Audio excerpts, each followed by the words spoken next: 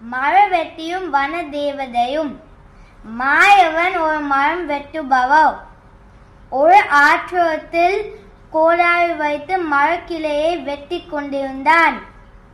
அப்போது தவறி கோடாரி தண்ணீரில் விழுந்து காணாமல் போயிற்று.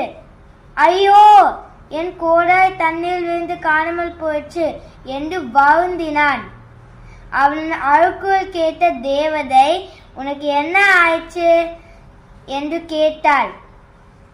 என் கோடாரி தண்ணீரில் விழுந்து காணாமல் போயிற்று, மாயவன் சொன்னான். முதலில் தேவதை தங்க கோடாரி எடுத்து வந்தாங்க. இது என்னோட கோடாரி இல்ல, மாயவன் சொன்னான். சிறிது நேரத்தில் தேவதை வெள்ளி கோடாரி எடுத்து வந்தாங்க.